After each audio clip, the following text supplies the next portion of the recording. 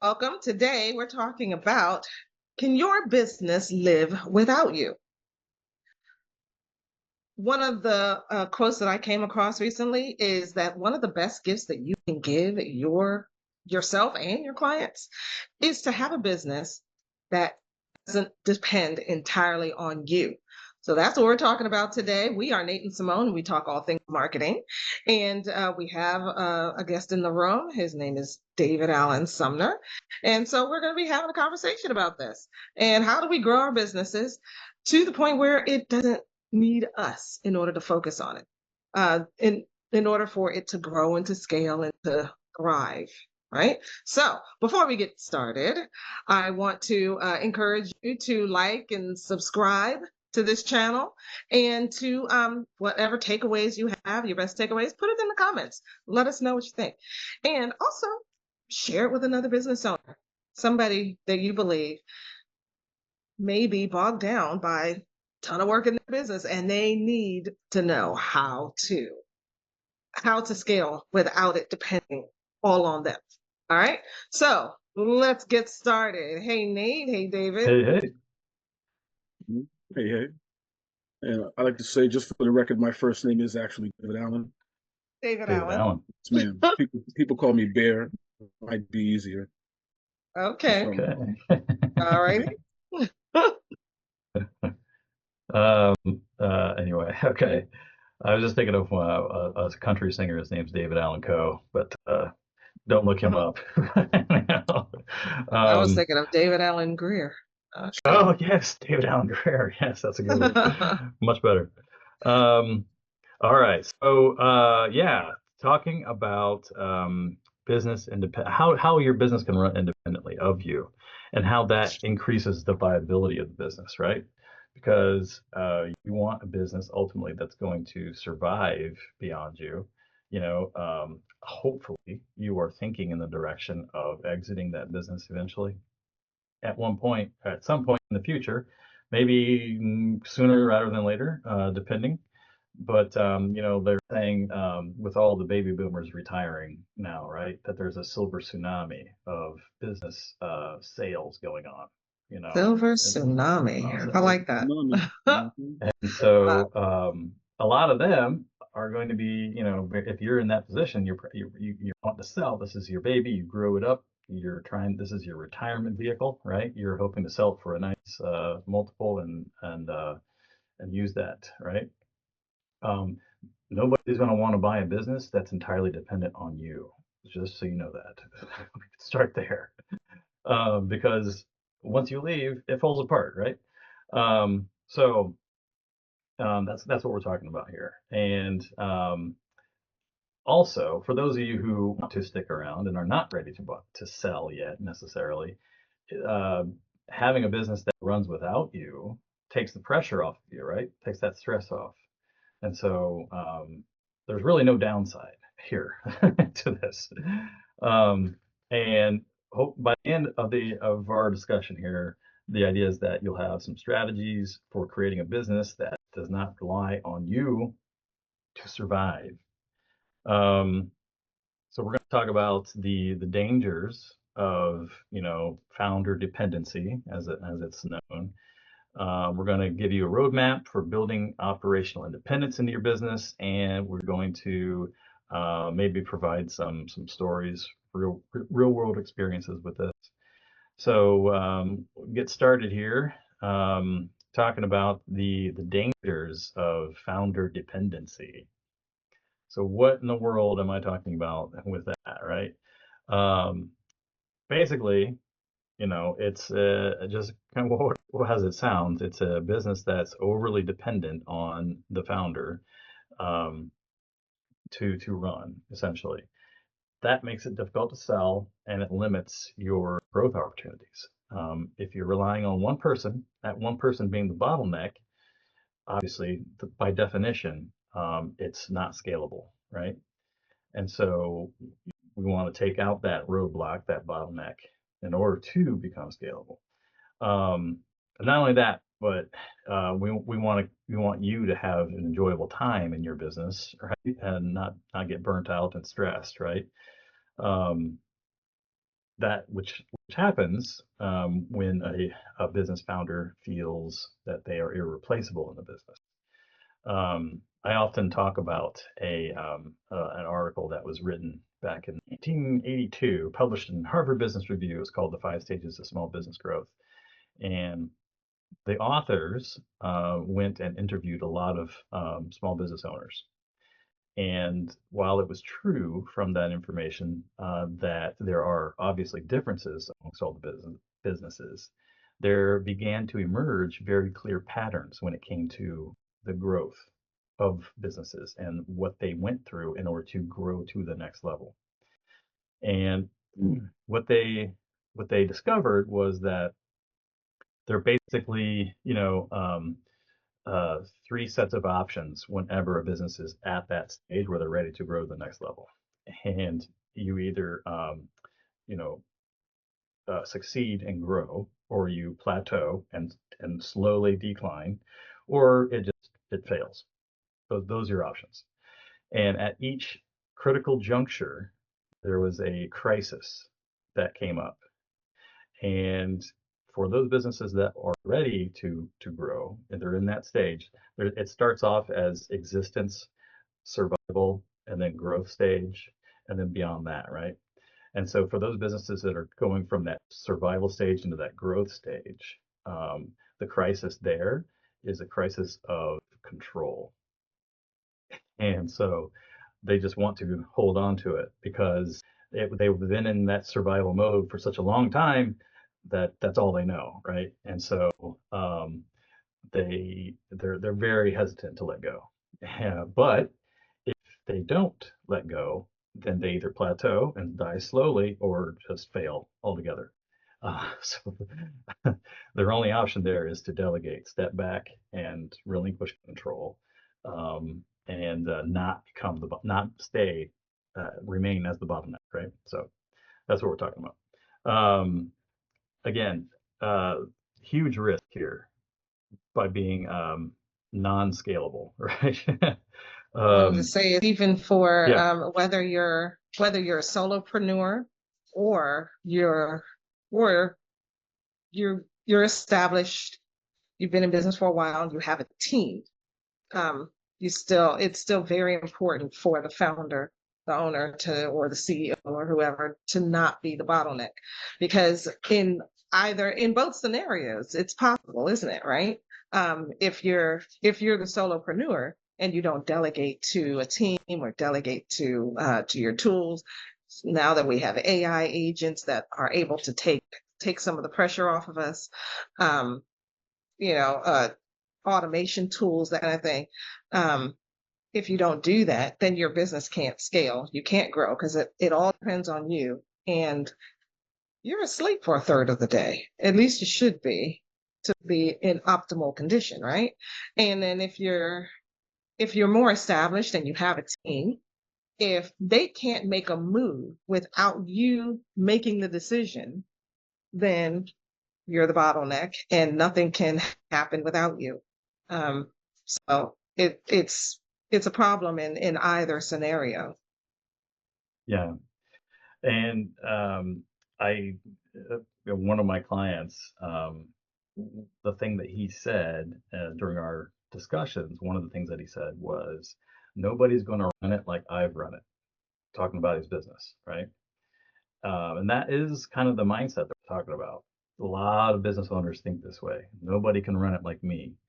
And so I have to be the one that does all the things, right? But that is an error in thinking. While it may be true that they're not maybe going to be 100% exactly as you would do, even if they get to 80%, 70%, that's still pretty darn good, you'd have to admit. And if you get several of those that are at that 70 to 80, level, now we're cooking with grease here, right? Like this is something that could be doable.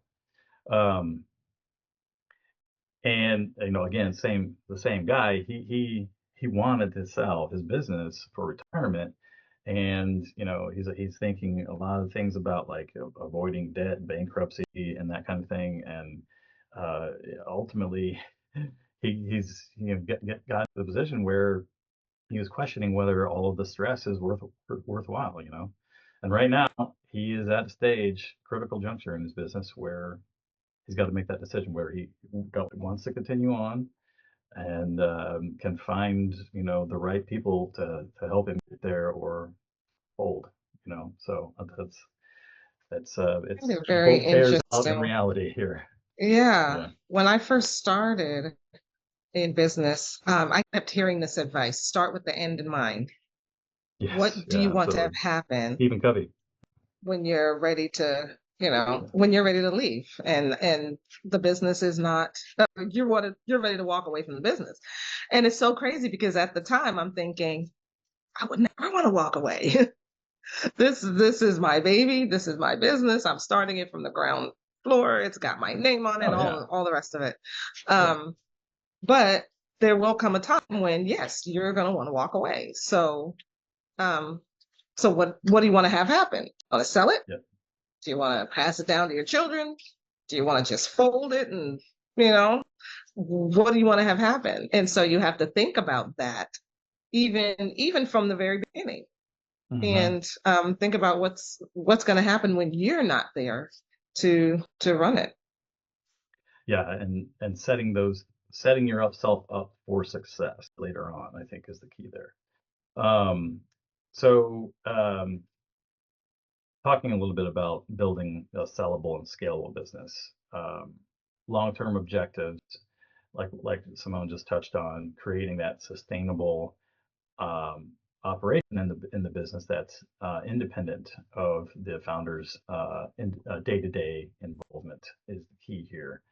Um, and preparing the business for the potential sale is something, you know, you could talk to business valuation experts, and that's one of the things that they're going to tell you is, you know, how dependent is the business on you, on the that's one of the things they're going to be looking at, right? It doesn't really show up necessarily in like the numbers. It's hard to quantify how much a business owner is the bottleneck in the business, but you can maybe compare one business to another in the same industry and start to see it that way, right?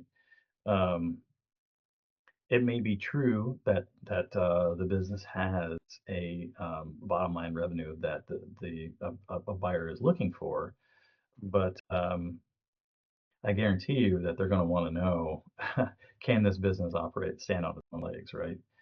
Um, and one of the things that I always talk about in my consulting with clients is this idea of the viability and building a viable business. And because ultimately a buyer is not purchasing a personality, right? They're purchasing the systems and the operations that are and the trust in those operations. Um, and you know, we'll get into kind of some details on how to go about that here in a little bit. But let's see here. We're gonna walk through. I guess that's what we'll do next. Some practical steps that you can take to build that kind of a business. So we've got 5 steps here. First off, probably one of the most important things you can do in your business is document your processes. You know, write it down, have some kind of an SOP that you can easily hand to someone and say, follow this to do the thing that I need you to do. I mean, that's magical, right? And it may be true that you feel that there are just so many minute details. It'd be practically impossible to record something like that, you know? But there are so many tools out here. And David Allen was asking earlier, how can AI help with revenue growth? And I think in this case, AI can be very helpful to help you document your processes. Um, you know, recording the steps that you take to do things. Even if it's, you know, It kind of depends. It kind of depends on what it is. There are tools that will allow you to create screenshots, step by step of the things that you're clicking on the screen, for example, and it will automatically create the screenshots and compile those into a document for you, for example. Boom. And it takes, it could take 10 minutes maybe to do something like that. There's a There's lot that you can capture in those photos that you don't have to yeah. describe in words, right? So Now we even have like uh it gets shipped with your computer, these snipping tools mhm. that just record your screen as you're working, records your screen um, and and also your voice talking about what it is you're doing. That's one of the recommendations that Mike Kalowitz is recommending with Clockwork. He talks about making easier SOP rather than writing a document, Yeah. record a video and show step by step Yep. everything that you do Yep. and let that video live in your library. There's a Um, there's a tool called Learny. Are you familiar with Learny? mm-mm. I think it's learny.io, if I'm not mistaken. Or no, it's not. I'll find it and put it in the comments. But it's called Learny, and what it is it allows you to create institutional knowledge. So Mm. you have a base for your company, and it's like $10 a month per user. It's super cheap. But you create little educational videos, little snippets that show you doing something, and then those get saved to the cloud space and it's accessible by anybody on the team. And so Mm. all of a sudden you can build that up over time, how to do this thing, how to do this thing, how to do this thing, and it's all there recorded, right? And it just becomes part of the collective knowledge.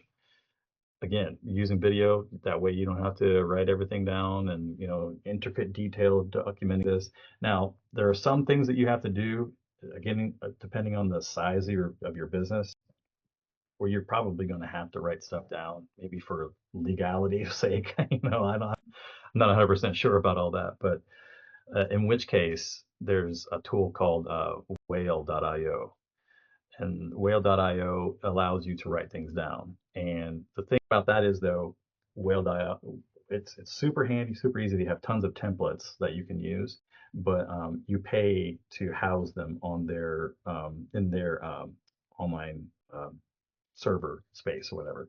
But the upside there is that it's all always in the same space, and anybody can on your team, you can give access to whoever you need to, right? But so there's tons of stuff like that out there that you can use that are Yeah, built specifically, but it could just be as simple as creating a Notion database and just documenting stuff in Notion using your video recorder. Zoom has a video recorder. You can make clips. There's all absolutely. kinds of stuff. Hmm. Step number 2, delegate, delegating key roles. So document processes and delegate. Number 1 and 2, heavy hitters. Those are the big ones. Build your leadership team and assign responsibility for key operations.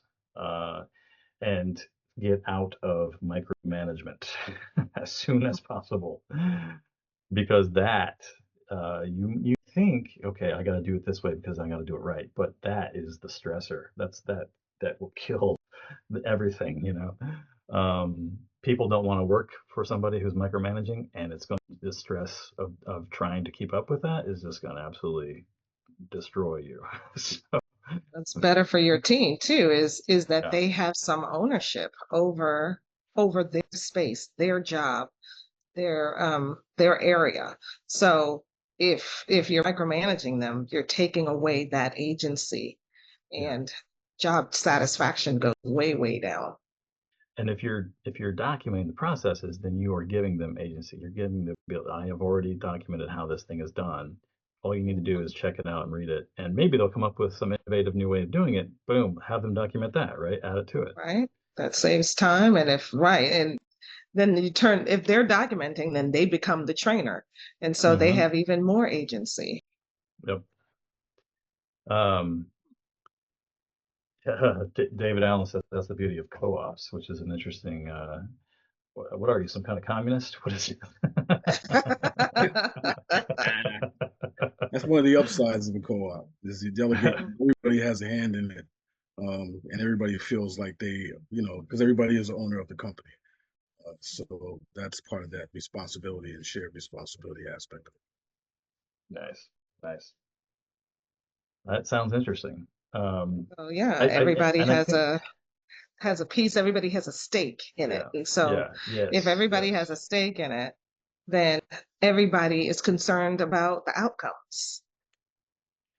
Yeah, there's a lot of experimentation with employee-owned companies, you Mhm. know, and those tend to Those be two. have higher employee satisfaction ratings, better customer service. There's a lot of pluses to that, you know. Yeah. Um, so number three, third thing to do is automate. And I know we've already kind of touched on that, but using a CRM to manage the automated follow-up email sequences, nurture sequences, client relationships. Maybe you have a reminder for every anniversary of your clients, becoming a client, and you can send them out a gift, or at least it reminds you so that you can get in touch with them and ask them how things are going, and maybe send them a survey questionnaire, hey, you've been with me for a year now, how's it going, and what things can we do to improve, something like that. um, there's all Track kinds where of they things you can are do. in the process, track the Yeah, pipelines. So when you're yes, sending them yes. messages, you're sending them specific messages about where they are. You may be trying to get them to move from one stage. You can track and see like, oh, this person has been in this stage for 2 weeks, 2 months, 2 years. You can track all of that using a CRM, and then you're able to as you're tracking, then you're able to actually figure out like what to do to move them. You can see the bottlenecks without a powerful CRM that gives you that information. Then you're trying to keep it all in emails in your head, um, on sticky notes, Hmm. spreadsheets that don't Yep, have yep. the kind of power that you really need. And even if someone gives you a bunch of leads, Mhm. are you going to be able to follow up with all of those leads, yourself? Or would it be better to have some sort of automated system that's going to help you out with that, for example? Absolutely. Helps you And cover a in lot that more way, ground, a lot more efficiently. you cover a lot more ground, and no one falls through the cracks, and everybody gets the same experience. It may be personalized to them, but they get the same experience. So you're not having some people get like white glove service. They're getting great experience from you, and then other people are not hearing from you at all. You know. Hmm. So when you Yeah, have the system set up, then then you're able to make sure that everyone is taken care of in the same way. absolutely. Um, all right. And not only that, I don't know if we mentioned this, but it's kind of the obvious one. It frees up your time if you're automating things, right? That's one of the keys there. Okay, number four, financial readiness. This is one that requires a certain amount of consideration here. Reducing debt, improving cash flow, going to be key. And being financially transparent, for in the case of future investors or buyers, is going to be important as well. Rather than waiting until you're ready to buy or you think you're ready to sell, which is unfortunately, I talked to somebody that buys and sells businesses recently, and this is what they told me because I was like, hey, maybe we could share referrals. And she said, I love what you're doing with revenue growth strategy. I think it's great. Businesses need this. The problem is that so many business owners wait until the last minute, basically, to sell. They're not thinking proactively on a timeline. by all accounts, I've talked to several different people about this, and almost everyone agrees it takes at least 3 years to get a business sale ready for that, and that includes going through making sure that you have all your T's crossed, I's dotted in the paperwork, etc., financials and all that, but also just finding the buyer for it, right? All of that, it takes time consuming. It's not as simple as selling something on eBay. This is not the same thing. So these are really things that you need to take into consideration, and start off on the right foot, like Simone said. Start down the right path from the beginning. Talk to people, talk to cash flow experts that can help you to get that situated, so that you don't have to worry about it later on. And Simone, you got anything on that one? No, just what I said before. It kind of reminds me of Dr. Benjamin Hardy's message when he talks about, being your future self now. Let your future define who you are now.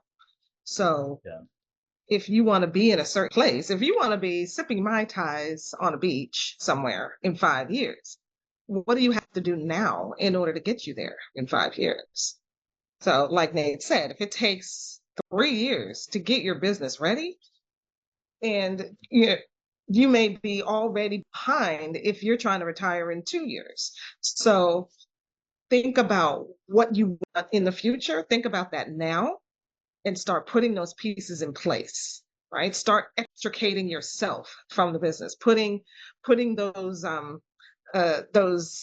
you may have to even change up your branding a little bit. Like if your branding depends like only on you, if you're running a coaching business and you run all the sessions, well, maybe it's time to look at certifying your process and then hiring other people to do it, or just hiring coaches, period, to run your sessions. Looking at automating some of the repetitive processes that you do, using AI to help you out with your content and to manage your calendar and different things like that.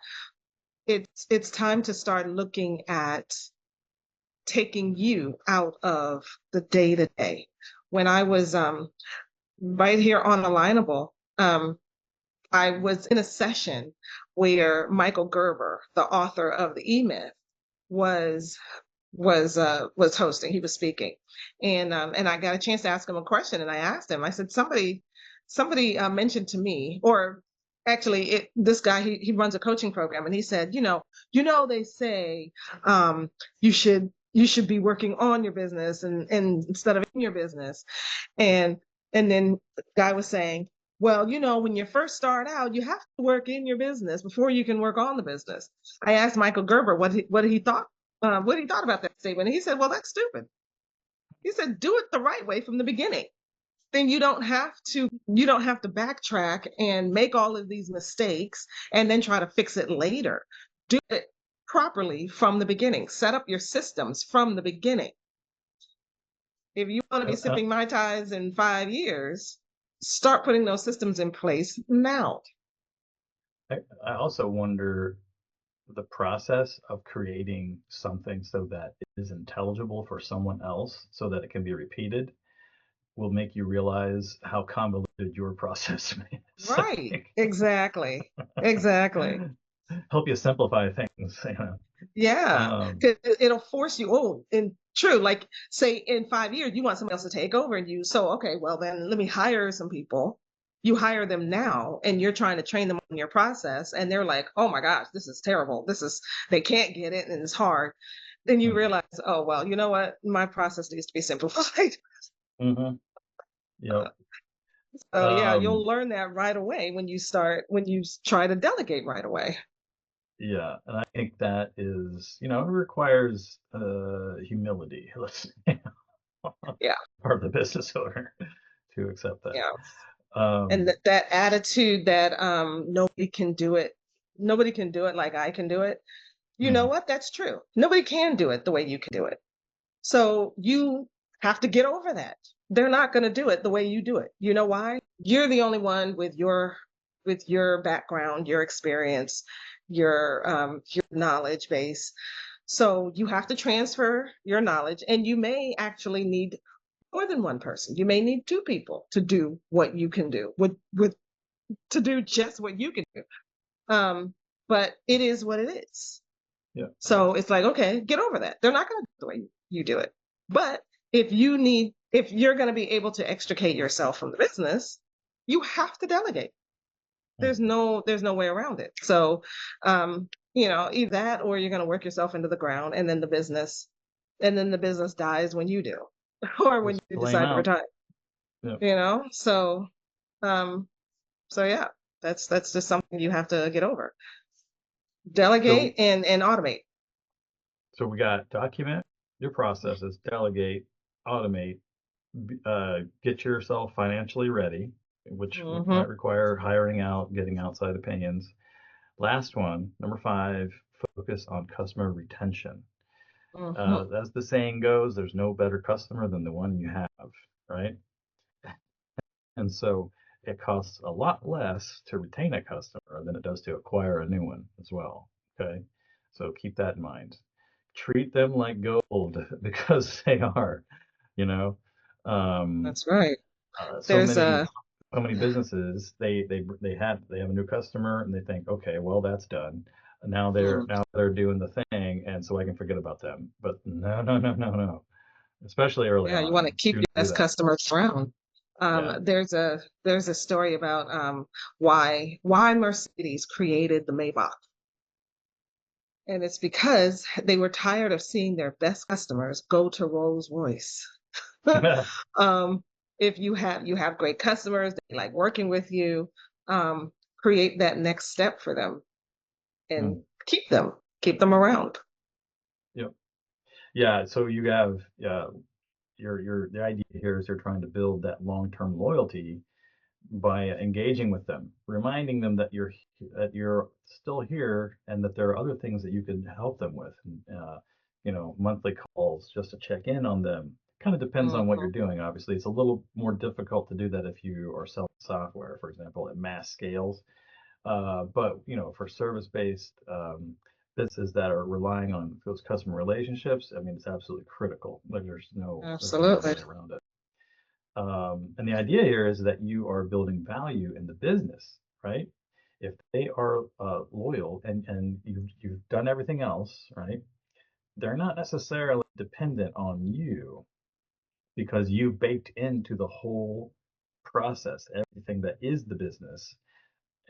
This idea of customer service and customer retention, it is part of the thing. So whoever else comes in and runs a business is also doing that. Whatever it is that keeps them around and makes them loyal. Now, it may be true that they really like you as an individual, as the owner, and that may be the case. There's nothing we're going to do about that, right? But hopefully, it's like a situation with Steve Jobs, right, and where he handed off to the new guy.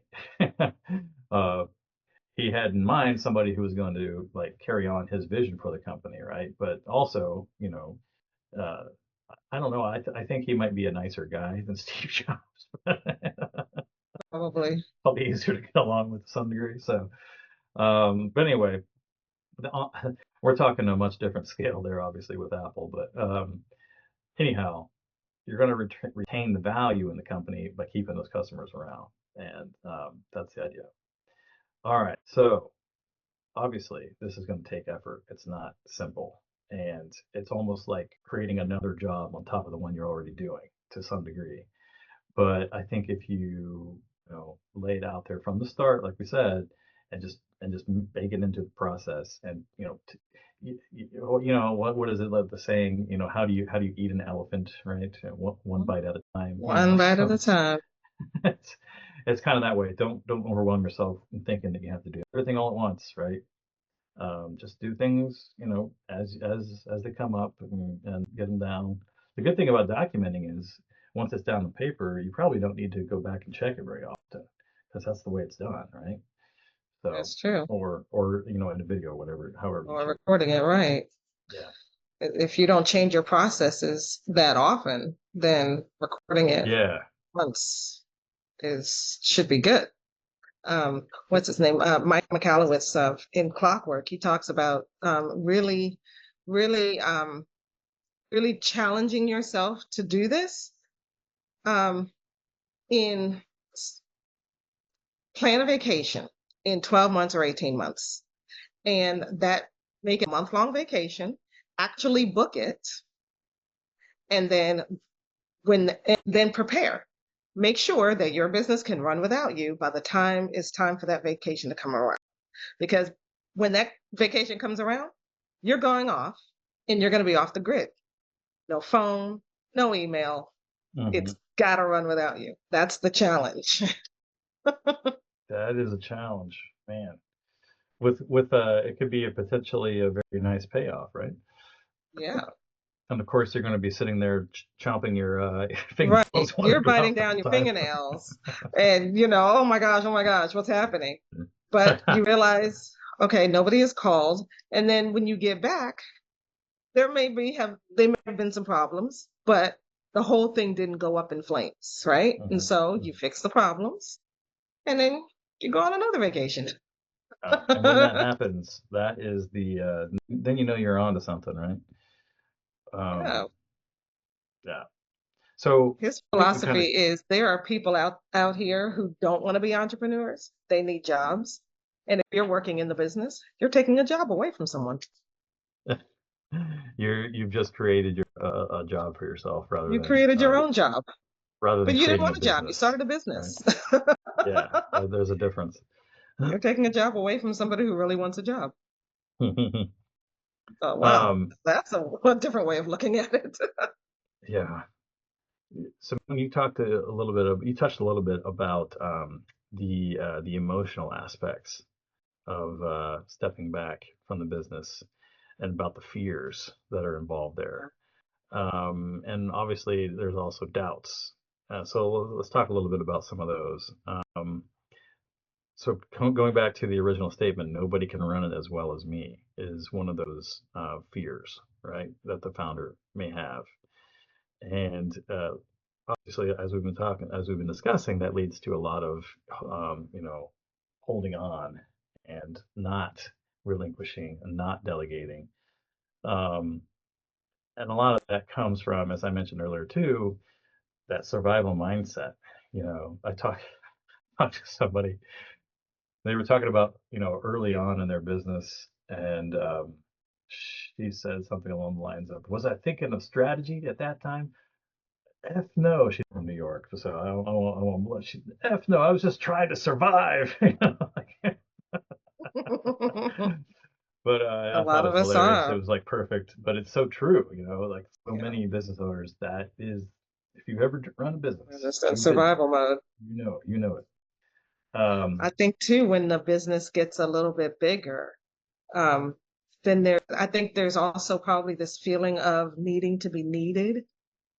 And, if I step away, people are going to need me. I can't step away. They need me. I have to do this. I have to do that. It's like, actually, no.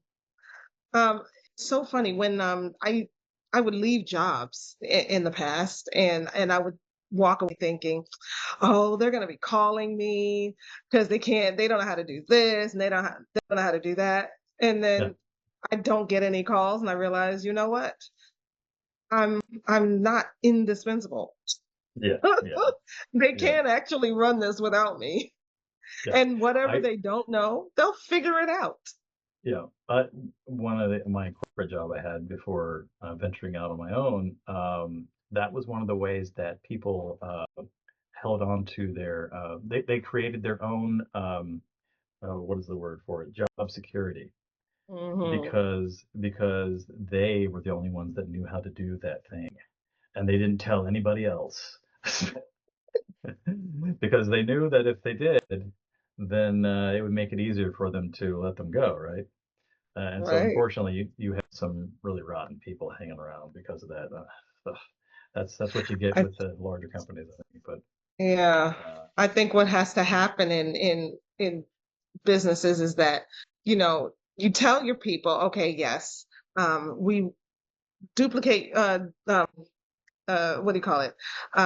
Document your processes, document your job, what it is you're doing, not because we're trying to replace you, but because we want you to be able to take that month-long vacation and be off the grid. And when you come back, the Yeah. person who was doing it is going to step away and you'll be back. And they won't do it exactly the way you do it because you are you, but it's not about replacing you. You're a valuable member of the team. We don't want to replace you. We're just, everybody hits burnout. Everybody needs a vacation. Everybody needs a rest, right? And so we want you to be able to take that rest without worrying that everything that you do is going to fall apart. And you know what? That kind of attitude, it comes from the top. If your team members are scrambling around and hiding and hoarding things because they don't want anybody else to know how to do anything, then that's an attitude that's come from the top. And you have not given your team um, that security. They don't feel like they have security. They feel Yeah. like if I step away and somebody else takes us over, then they feel like I'm just going to get fired. The company is going to be You're like, oh, well, replaceable. we were Yeah. able to do this without you for a whole month. We don't need you. hmm So Yeah. goodbye, you Which is know? unfortunate. What is happening with AI, David Allen? Yeah. In a lot of cases, unfortunately, that a lot of businesses are letting people go because they realize that AI can do this thing that this person did because it's process oriented, and Yeah. it's AI can easily do that kind of stuff, right? But there's a lot of businesses that are having buyer's remorse now because they realize that AI does a lot make mistakes. Does. It makes mistakes And and it, can it be needs expensive human mistakes. oversight. Yeah. Right. Right. It needs human oversight. So yeah, I always say like, I love the fact that AI can do things faster and it's a great, great help, but it can't replace humans. It replaces Not yet. jobs. I believe it replaces jobs, but I don't think it can replace humans. No. Humans are created in the image of God, and nothing hmm can replace that. So, um, I, I, I don't know. Like it's somebody said, AI is kind of like it's like a hammer. Try building a house without a hammer. See how fast mm. that goes, right? Or a calculator. Calculators is AI, right? I mean, come on. We've been using this stuff for We've ages. been It's just using another AI tool. for years. Yeah. We didn't have the ability to build with it the way we do now. Yeah. Yeah. So another fear there is that I think we kind of touched on this, but the fear of dropping the quality, right, and mistakes, um, and all that goes back to making sure that you have that great customer experience, which is good. You want that to happen. Again, though, if you're documenting the way the process thing works, it shouldn't be an issue. Yeah. So and then And even practice your documentation. Once you document it, then get somebody else who's never done the job to follow your documentation. mhm, See if they yeah, can do it. yeah, If it's not done test it right, out. then you've missed something in your Yeah, documentation. yeah. AI can help you here too, because AI is good at being an objective observer, and you could say, "Help me see, uh, are there any blind spots that I'm not seeing here with this process that I might want to address?" Something like that. That could be very Absolutely. useful in that case. Um, another fear is, this business is me. This is like I am the business. Like this is part of my identity now. And if I step away from the business, do I lose that part of me? Like, who You am I know, now? yeah. Yeah. Am I? Yeah, exactly. Who am I? Is that Which a is is that a problem for a therapist at that point? business therapist. Yeah, Yeah. I think there's a strong market there.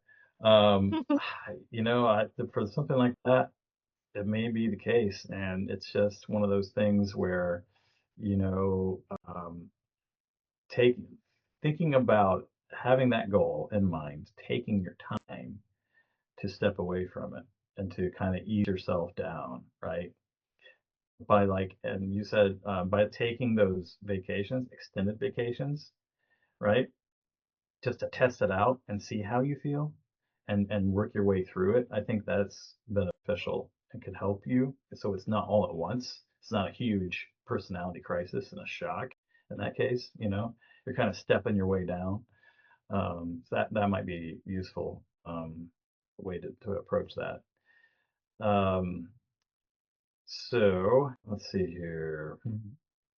Yeah, like I talked about my client earlier, where you know he wanted to get it retire from the business and sell the business in 3 years was the idea,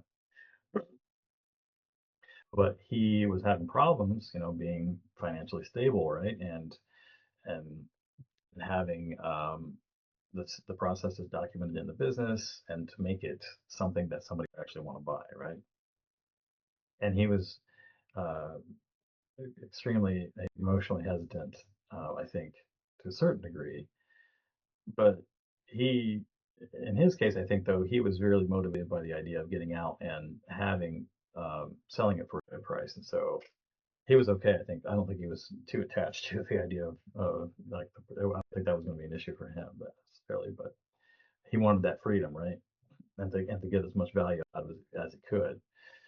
Um, so you know, it just kind of depends. Some people have different approaches and different investments into their business emotionally in that case. Something I else think to that's consider why here too hobbies is need to come into um, place. having that mindset shift.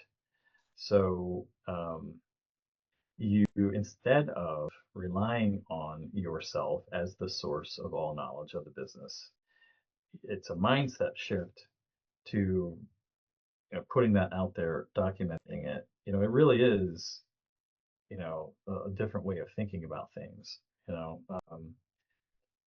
and giving leadership control to um, other individuals as well. You know, all of that is a mindset shift. It's taking you out of the business and not, you know, it's just I think it's a difference between being at the bottom and looking up at the mountain versus being on top of the mountain looking down, right? I think that's you've already reached the top of the mountain. You've built this thing, and now you can see everything underneath you for what it is, and it's all documented, it's all laid out, right? That's I think that's where you're trying to get to. Um, again, delegation here is key. That's actually not you're not surrendering, you're not giving up necessarily. It's actually it's empowering because you're putting that off onto somebody else so that you can think about other things.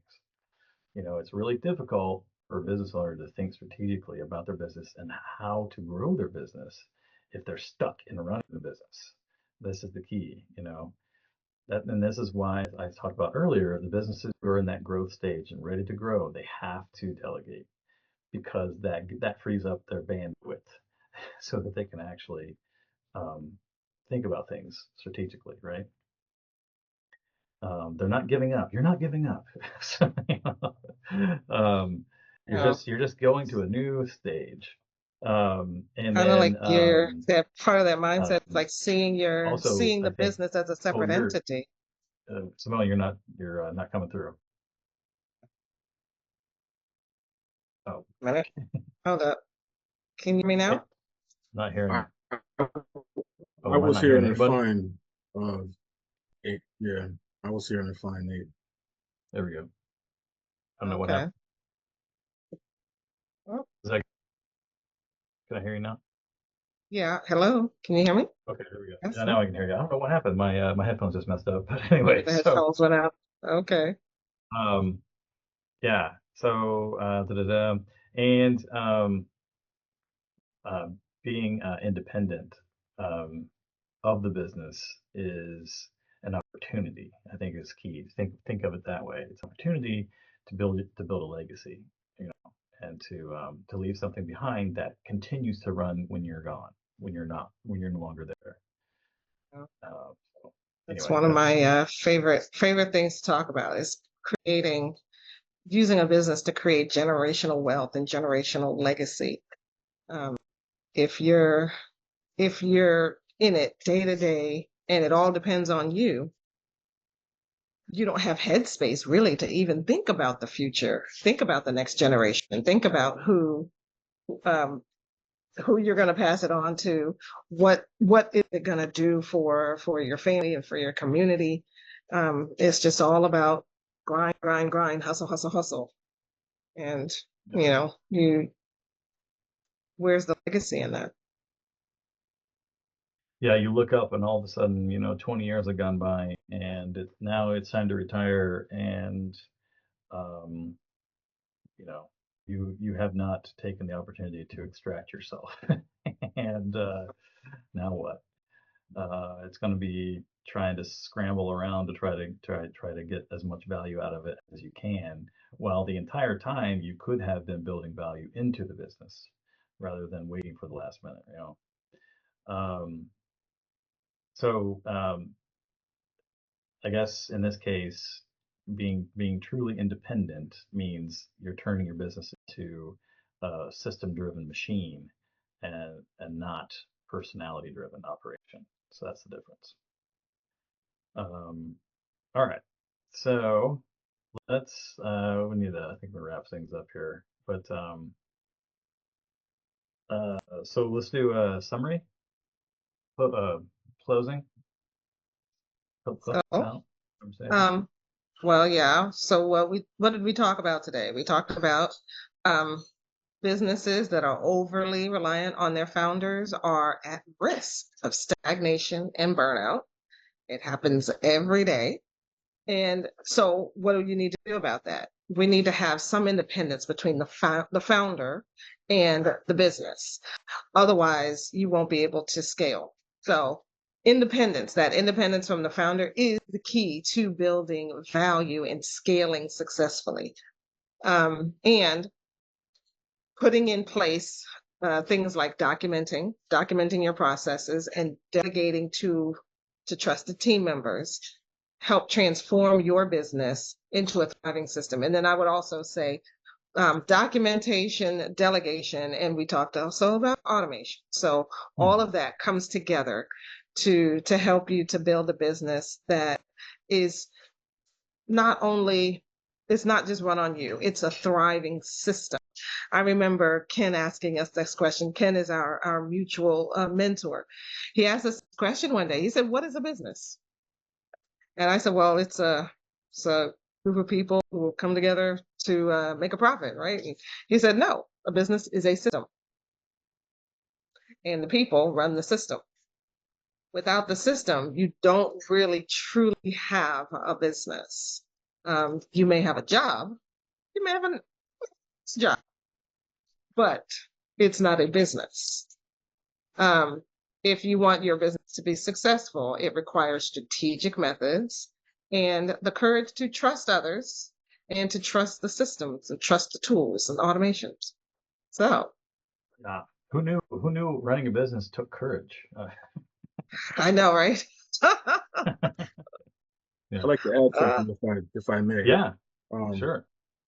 as a business plan, it's always evolving, and I advise people to, in their first business plan, have a succession plan at the end of their business plan, and then depends on how long you're in business, but every 2 years or so, revise your succession plan based on where you're at. And especially when you start getting close to you want to retire from your business, there's ways of turning your business into a cooperative. As I speak that word once again, people come in and buy the business as a group of individuals. So yeah, That's true, because things do change. You may Absolutely. plan something for 20 years in the future, but by the time, 10 years go by, things have changed. And even I your would think, goals and your dreams may have changed. yeah, I would God think said it'd don't be make plans. especially, Mhm. I would think it'd be especially important in the case of a co-op because you have so many different people involved. To have everyone's gonna maybe have their own vision of the future, and so you would need to come together and agree on that, perhaps. Um, and that would be part of that succession plan, I would think. So Absolutely, that's the absolutely. key. If you have Yeah. individual thoughts about the business, then you're not made for a cooperative business. Hmm. Yeah. Interesting. Yeah. So in order for them to have ownership stake in it, they probably have to agree to, to certain stipulations, like, you're not necessarily going away from the goals and the plans of what the business was set up to do and to be. Otherwise it can go off the rails. So if you set up a system for how people buy in and then how they exit, and it can keep going. That system Yeah. can keep going. Yep. Makes sense?